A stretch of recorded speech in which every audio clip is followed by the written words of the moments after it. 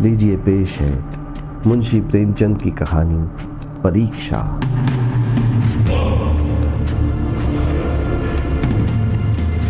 नादिर शाह की सेना ने दिल्ली में कत्ले-आम कर रखा है।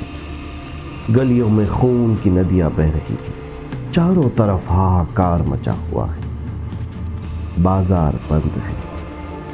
दिल्ली के लोग घरों के द्वार बंद किए जाने की खैर मना रहे हैं। किसी की जान सलामत नहीं। कहीं घरों में आग लगी हुई है, कहीं बाजार लुट रहा है। कोई किसी की फरियाद नहीं सुनता। रईसों की बेगमें महलों से निकाली जा रही है और उनकी बेहुर्ती की जाती है। ईरानी सिपाहियों की रक्त पिपासा किसी तरह नहीं बुझती। मानव हृदय की क्रूरता, कठोरता और पैशाचिकता अपना विकराल तंबू धारण किए हुए है।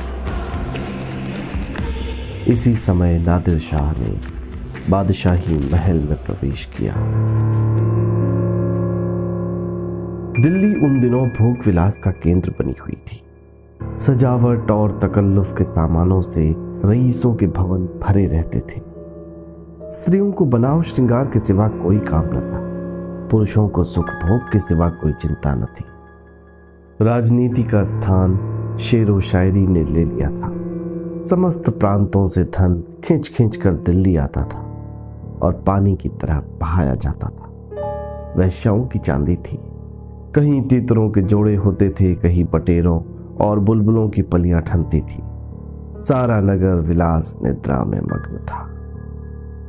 नादिर शाह शाही महल में पहुंचा तो वहां का सामान देखकर उसकी आंखें खुल गई।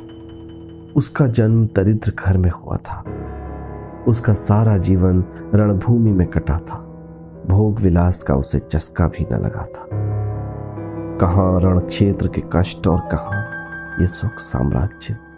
जिधर आंख उठती थी उधर से हटने का नाम न लेती थी। संध्या हो गई थी। नादिर शाह अपने सरदारों के साथ महल की सैर करता और अपनी पसंद की चीजों को बटोरता हुआ दीवाने खास में आकर मसनद पर बैठ गया। सरदारों को वहां से चले जाने का हुक्म दे दिया और अपने सब हथियार रख दिए। महल के दरोगा को बुलाकर हुक्म दिया, मैं शाही बेगमों का नाच देखना चाहता हूं। तुम इसी वक्त उनको सजाकर मेरे सामने लाओ। खबरदार, जरा भी देर न हो।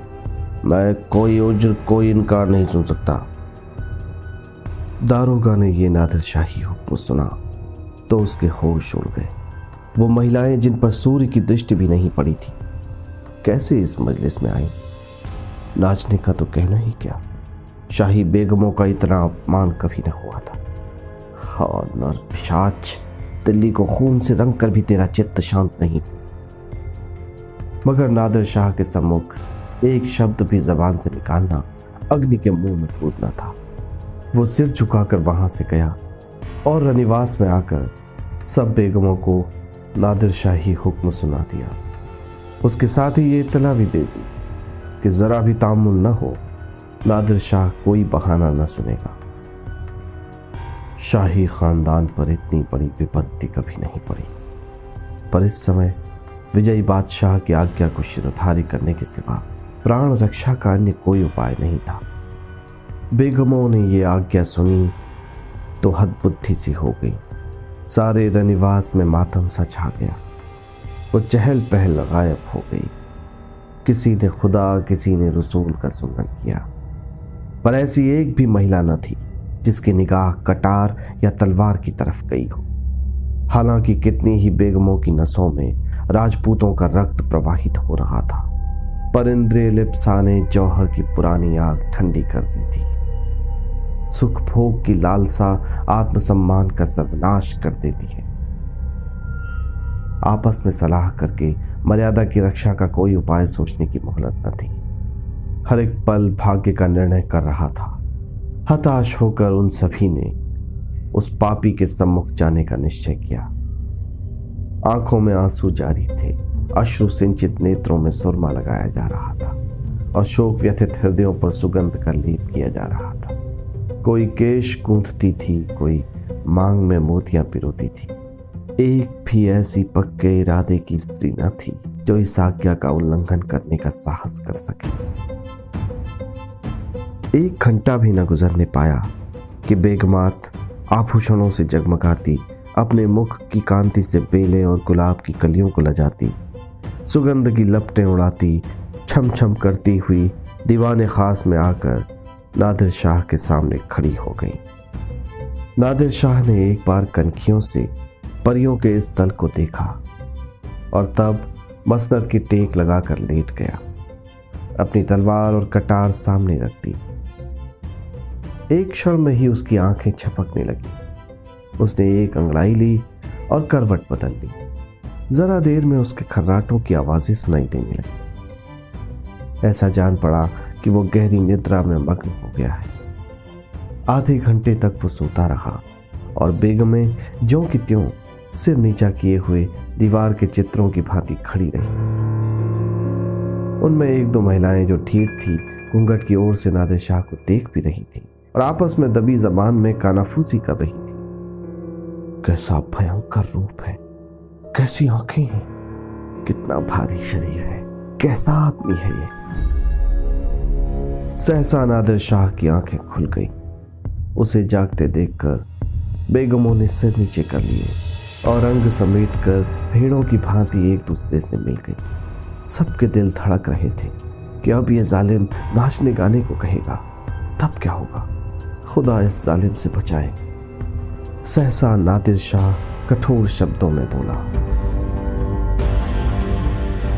ऐ खुदा की बंदियों, मैंने तुम्हारा इम्तिहान लेने के लिए बुलाया था और अफसोस के साथ कहना पड़ता है कि तुम्हारी निस्बत जो मेरा गुमान था वो हर्फ बहर्फ सच निकला। जब किसी कौम की औरतों में गैरत नहीं रहती तो वो कौम मुर्दा हो जाती है। मैं देखना चाहता था कि तुम लोगों में अभी कुछ गैरत बाकी है या नहीं, इसीलिए मैंने तुम्हें यहां बुलाया था। मैं तुम्हारी बेहुरमती नहीं करना चाहता था। मैं इतना ऐश का बंदा नहीं, न इतना हवस परस्त हूं, वरना आज फारस में सरोद और सितार की ताने सुनता होता, जिसका मजा मैं हिंदुस्तानी गाने से कहीं ज्यादा उठा सकता हूं। मुझे सिर्फ तुम्हारा इम्तिहान लेना था। मुझे यह देखकर सचमुच मलाल हो रहा है कि तुम में गैरत का जौहर बाकी न रहा।